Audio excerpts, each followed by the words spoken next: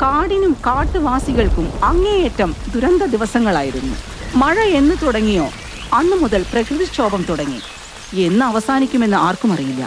2 ദിവസമായി പെയ്യുന്ന മഴ കൊണ്ട് മൃഗങ്ങളൊക്കെ അസ്വസ്ഥരായിരുന്നു. കാടെങ്ങും ഭക്ഷണം കിട്ടാതെ വലഞ്ഞ മൃഗങ്ങളുടെ ആരോഗ്യസ്ഥിതിയും വഷളായി.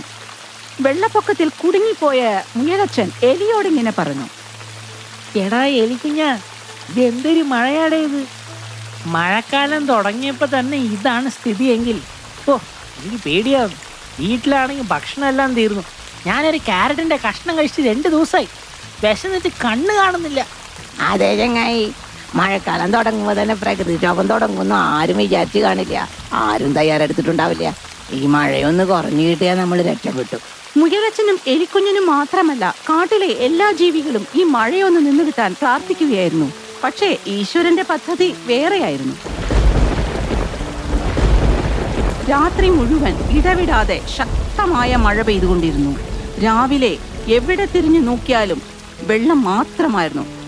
മരച്ചില്ലകളിൽ വെച്ചിരുന്ന പക്ഷിക്കൂടുകൾ പോലും വെള്ളപ്പൊക്കത്തിൽ ഒഴുകിപ്പോയി. ഒരുപാട് മൃഗങ്ങൾക്ക് തങ്ങളുടെ വീടുകൾ നഷ്ടപ്പെട്ടു. ആ കാട്ടിലെ പക്ഷിമൃഗാദികൾക്കും അവരുടെ കുഞ്ഞുങ്ങൾക്കും സുരക്ഷിതമായിരിക്കാൻ ഒരിടവുമില്ലായിരുന്നു. പ്രളയം അതിന്റെ തീവ്രഭാവത്തിലാണ്. കാട്ടുവാസികളുടെ ജീവിതം തീർത്തും ദുരവസ്ഥയിലായി കഴിഞ്ഞിരുന്നു. എന്തു ചെയ്യണമെന്നറിയാതെ നിന്നിരുന്ന അവർ കരഞ്ഞും പിഴിഞ്ഞും നീന്തി തുടിച്ച് സിംഹത്തിന്റെ ഗുഹയിലെത്തി. പ്രളയക്കെടുതി കൊണ്ട് ഞങ്ങളുടെ ജീവിതം തന്നെ വെള്ളത്തിലായി രാജാവേ. മഹാരാജാവ് നല്ല മനസ്സുകൊണ്ട് ഒരു പരിഹാരം ഉണ്ടാക്കണം. തന്റെ പ്രജകളുടെ ദുരന്ത ജീവിതത്തെക്കുറിച്ച് അറിഞ്ഞ സിംഹം ഗൗരവമായ ചിന്തയിലാണ്ടു. കുറച്ചു സമയത്തിന് ശേഷം ഇങ്ങനെ പറഞ്ഞു: ഇതൊരു പ്രകൃതിക്ഷോഭമായതുകൊണ്ട് തന്നെ ഇതിനെ തടയാൻ ഞാൻ അശക്തനാണ്. കാട്ടിലെ മൃഗങ്ങൾക്കൊക്കെ അഭയം തരാൻ അത്ര വലിയതല്ല എന്റെ ഈ ഗുഹ. മഹാരാജാവേ, അങ്ങയെ മാത്രം ആശ്രയിച്ചാണ് ഞങ്ങൾ ഇവിടെ എത്തിയിരിക്കുന്നത്. ഞങ്ങളെ കൈവിടരുത് മഹാരാജാവേ. പ്രളയം എത്തിപ്പെടാതെ ഒരു ഇടം പോലും ഇല്ല നമ്മുടെ ഈ കാട്ടിൽ. അറിയാലോ, നമ്മുടെ മുന്നിൽ ഇപ്പോ ഒരു വഴി മാത്രമേ ഉള്ളൂ. ആ വലിയ മലമുകളിലുള്ള ഗുഹയിൽ എല്ലാവരും അഭയം തേടാൻ ശ്രമിക്കുക. എനിക്ക് തോന്നുന്നു അത് സുരക്ഷിതമായ ഒരു സ്ഥലമാണെന്ന്. മഹാരാജാവേ, ഞങ്ങളെ ഇവിടെ തന്നെ കൊല്ലുന്നതായിരിക്കും ഭേദം. ആ വൃത്തികെട്ട ഗുഹയിലേക്ക് എന്തിനാണ് പറഞ്ഞയക്കുന്നത്? അങ്ങോട്ട് തിരിഞ്ഞു നോക്കിയാലും മരണം മാത്രമേ ഉള്ള ഒരു ഭീകര ഗുഹയാണത്. അതെ രാജാവേ, വെള്ളത്തിൽ മുങ്ങി മരിക്കുന്നത് എത്രയോ ഭേദമാണ്. ആ പ്രേത ഗുഹയിലേക്ക് ഞങ്ങളില്ല മഹാരാജാവേ. ആ ഗുഹ നൂറ്റാണ്ടുകളായി മൂടിക്കിടക്കുന്ന കാര്യം അങ്ങ് മറന്നുപോയിരിക്കുന്നു. ഒന്നും കാണാതെ നമ്മുടെ പൂർവികർ ആ ഗുഹ മൂടിവെക്കില്ലല്ലോ. ആ ഗുഹയിലേക്ക് പോയ ആരും തിരിച്ചു വന്നിട്ടില്ല എന്നാണല്ലോ നമ്മളെല്ലാരും കേട്ടിരിക്കുന്നത്. അവിടെ പോവാന്ന് പറഞ്ഞാൽ ആത്മഹത്യ ചെയ്യുന്ന തുല്യം തന്നെയാണ്. അതെ രാജാവേ, ഒരു ദിവസം രാത്രി ഞാൻ വേട്ടയാടി തളർന്ന് അതിനടുത്തുള്ള ഒരു മരത്തിന്റെ മുകളിലിരിക്കുകയായിരുന്നു. അർദ്ധരാത്രിയായിരുന്നു കേട്ടോ. അടഞ്ഞു കിടക്കുന്ന വാതിലിലേക്ക് ഞാൻ നോക്കി. അതിന്റെ വിടവിലൂടെ ഞാൻ പല നിറത്തിലുള്ള പ്രകാശം വരുന്നത് കണ്ടു രാജാവേ. അത് കണ്ട് എന്റെ ഹൃദയം ഒരു നിമിഷം നിന്നുപോയി. എങ്ങനെയൊക്കെയോ ഞാൻ അവിടുന്ന് രക്ഷപ്പെട്ടു. എനിക്ക് തോന്നുന്നത് അന്യഗ്രഹജീവികൾ ഭൂമിയിൽ വന്നും പോയിക്കൊണ്ടിരിക്കാനുള്ള രഹസ്യ താവളമെന്നാണ്. അതുകൊണ്ടായിരിക്കും ബുദ്ധിപൂർവം നമ്മുടെ പൂർവികർ ആ ഗുഹയുടെ വാതിൽ അടച്ചു വെച്ചിരിക്കുന്നത്. ആർക്കെങ്കിലും വേറെ എന്തെങ്കിലും പറയാനുണ്ടോ? അതേ മഹാരാജാവേ, ഒരു ദിവസം ആ മാങ്ങ കഴിക്കാനുള്ള കൊതി കൊണ്ടേ ഞാൻ ആ ഗുഹയുടെ അടുത്തുള്ള മരത്തിൽ ചാടി കയറിയിരുന്നു. അടുത്തെങ്ങും ഒരു ശബ്ദം ഉണ്ടായിരുന്നില്ല. ഞാനിതൊന്നും കണക്കാക്കാതെ മാങ്ങ കൊതിച്ചു തിന്നുകയായിരുന്നു. പെട്ടെന്ന് ഞാനൊരു വിചിത്രമായ ശബ്ദം കേട്ടു. ഞാനത് പോയി എന്താണെന്ന് നോക്കാൻ നിന്നതാണ്. പക്ഷെ അപ്പോൾ പെട്ടെന്ന് ഒരു ജീവിയുടെ കരച്ചിൽ കേട്ടത്. അത് കേട്ട ഉടനെ തന്നെ ഞാൻ പേടിച്ച് ഞെട്ടിപ്പോയി രാജാവേ. എന്റെ പ്രിയപ്പെട്ട മാമ്പഴം തന്നെ എന്റെ കയ്യിൽ നിന്ന് താഴെ വീണുപോയി രാജാവേ. പേടിച്ച് വിറച്ച ഞാൻ മറ്റൊന്നും ആലോചിക്കാതെ അടിക്ക് അവിടെ നിന്ന് ഓടി വന്നു രാജാവേ. പിന്നെന്താണ് സംഭവിച്ചത്? എന്ത് സംഭവിക്കാനാ? പിന്നീട് ഒരിക്കലും ഞാൻ ആ പരിസരത്ത് പോലും പോയിട്ടില്ല. നമ്മൾ അവിടേക്ക് പോകുന്നത് ഉചിതമല്ല എന്നാണ് എന്റെ അഭിപ്രായം. നോക്കൂ, ഇങ്ങനെയൊക്കെ പേടിച്ച് നമ്മൾ ആ ഗുഹയിൽ പോകാതിരുന്നാൽ നമ്മളെയൊക്കെ ഈ പ്രളയം കൊണ്ടുപോകും. ഈ സമയത്ത് നമ്മൾ അതും കൂടി പരീക്ഷിക്കുന്നതായിരിക്കും നല്ലത്. എന്നെ വിശ്വസിക്കൂ, എന്റെ ശരീരത്തിൽ ജീവൻ ഉള്ളിടത്തോളം കാലം നിങ്ങളെല്ലാവരും സുരക്ഷിതരായിരിക്കും. ആരൊക്കെ രാജാവിനോട് വിശ്വസിക്കുന്നോ അവരൊക്കെ നമ്മുടെ ഒപ്പം വരട്ടെ. സിംഹരാജാവിന്റെ വാക്കുകൾ വിശ്വസിച്ച ആനയും കടുവയും കുരങ്ങനും എന്നു വേണ്ട എല്ലാ മൃഗങ്ങളും സിംഹരാജാവിനെ അനുഗമിച്ചു. മുമ്പിൽ സിംഹരാജാവും പുറകിലായി കാട്ടിലെ എല്ലാ മൃഗങ്ങളും ഗുഹയെ നോക്കി നീന്തിക്കൊണ്ടിരുന്നു.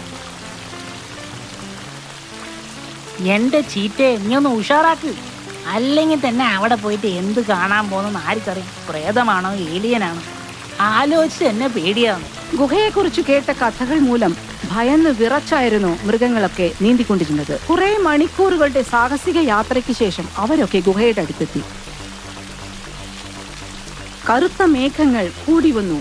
ഇടിയും മിന്നലും അതിശക്തമായ മഴയും കാടിന്റെ ഹൃദയത്തെ ഭേദിച്ചുകൊണ്ടിരുന്നു. രാജാവേ, അവസാനം എങ്ങനെയോ ജീവൻ പണയപ്പെടുത്തി നമ്മൾ ഇവിടെ എത്തി. പക്ഷെ ഇത്രയും വലിയ കരിങ്കല്ല് വാതിൽ നമ്മൾ എങ്ങനെയാ തുറക്കാൻ പോകുന്നത്? ആനച്ചാരെ, ഈ കരിങ്കല്ല് മാറ്റി ഗുഹയുടെ അകത്തേക്ക് ചെല്ലാൻ വഴിയൊരുക്കൂ. പെട്ടെന്ന് തന്നെ ആന ആ വലിയ കരിങ്കല്ല് മാറ്റി ഗുഹയിലേക്കുള്ള വഴിയൊരുക്കി. കൂട്ടരെ, ഈ ഗുഹ അപകടകരമായതുകൊണ്ട് ഞാൻ ആദ്യം അകത്തേക്ക് ചെല്ലാം. ഞാൻ തിരിച്ചു വരുന്നത് വരയ്ക്കും എല്ലാവരും ഇവിടെ തന്നെ നിൽക്കുക. പക്ഷെ അങ്ങേക്ക് എന്തെങ്കിലും സംഭവിച്ചാൽ?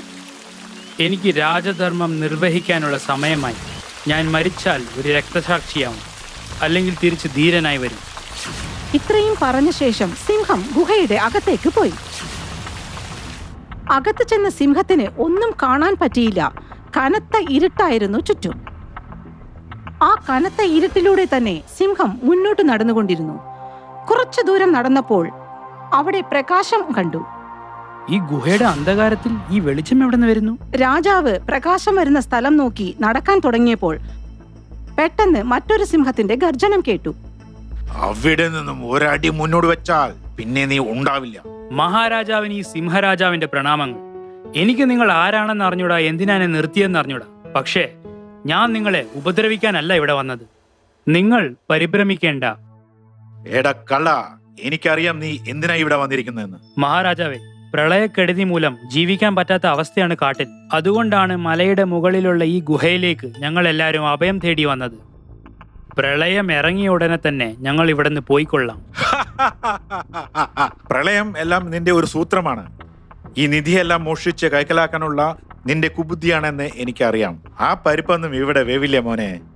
നോക്കൂ രാജൻ, എനിക്ക് നിങ്ങളുടെ നിധിയും കിതിയും ഒന്നും ആവശ്യമില്ല. ഞാൻ പറഞ്ഞത് സത്യമാണ്. എന്നിട്ടും നിങ്ങൾക്ക് എന്നെ വിശ്വസിക്കാൻ പറ്റുന്നില്ലെങ്കിൽ നിങ്ങളെ എതിർത്ത് യുദ്ധം ചെയ്യാനും തയ്യാറാണ്. എന്നെ തോൽപ്പിക്കാൻ പറ്റുമെന്ന് നിനക്ക് തോന്നുന്നുണ്ടാ? ഞാൻ നിങ്ങളെ തോൽപ്പിച്ചാലും നിങ്ങളുടെ നിധിയൊന്നും ഞാൻ തൊടില്ല. നിങ്ങളുടെ കൈകൊണ്ട് മരിക്കേണ്ടതാണ് എൻ്റെ വിധിയെങ്കിൽ എൻ്റെ പ്രജകൾ ഉറച്ചു വിശ്വസിക്കും ഞാൻ അവർക്ക് വേണ്ടി യുദ്ധം ചെയ്താണ് മരിച്ചതെന്ന്. സിംഹരാജാവ് പറഞ്ഞത് കേട്ട മറ്റേ സിംഹം പെട്ടെന്ന് ഒരു നാഗമായി മാറി. സിംഹരാജാവിന് പ്രണാമം. യഥേഷ്ടം രൂപം മാറാൻ കഴിവുള്ള നാഗരാജാവാണ് ഞാൻ. 100 വർഷങ്ങൾക്ക് മുമ്പ് മോക്ഷം പ്രാപിക്കാനായി ഞാൻ ഇവിടെ തപസ്സിരിക്കുകയായിരുന്നു. ആ സമയത്താണ് സോൺപൂർ രാജാവും പടയും യുദ്ധം ജയിച്ച് നിധികുംഭവുമായി ഈ വഴി കടന്നു പോകുകയായിരുന്നു. അവരുടെ കയ്യിൽ വിലമതിപ്പില്ലാതെ നിധിയുണ്ടായിരുന്നു. പെട്ടെന്ന് കാട്ടുതീയുണ്ടായി. ശക്തമായ കാറ്റുണ്ടായിരുന്നതുകൊണ്ട് തീ കാട് മുഴുവൻ വേഗത്തിൽ പടർന്നു പിടിച്ചു. തങ്ങളുടെ ജീവൻ രക്ഷിക്കാനായി രാജാവും പടയും ഈ ഗുഹയിൽ അഭയം തേടി. പക്ഷേ അഗ്നിയിൽ നിന്നും അവർക്ക് രക്ഷപ്പെടാൻ പറ്റിയില്ല. മരിക്കുന്നതിന് മുമ്പ് ആ രാജാവ് ഈ നിധി മുഴുവൻ സൂക്ഷിക്കാനായി എന്നെ ഏൽപ്പിച്ചു. അദ്ദേഹത്തിന്റെ അപേക്ഷ ഞാൻ ഏറ്റെടുത്തു. അന്നു മുതൽ ഞാൻ ഈ നിധിയുടെ കാവൽക്കാരനാണ്. അങ്ങ് ശരിക്കും ധർമ്മിഷ്ഠനാണ്.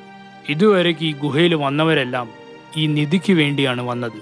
അങ്ങനെ വന്നവരെ ആരെയും ഞാൻ ജീവനോടെ തിരിച്ചു പറഞ്ഞയച്ചിട്ടില്ല. അങ്ങയുടെ പ്രജകളെ രക്ഷിക്കാനായിട്ടാണ് ഇവിടെ വന്നത്. ധർമ്മിഷ്ഠനായ അങ്ങ് ഈ നിധി മുഴുവൻ എടുത്ത് ജീവനോടെ പുറത്തു പോവാം.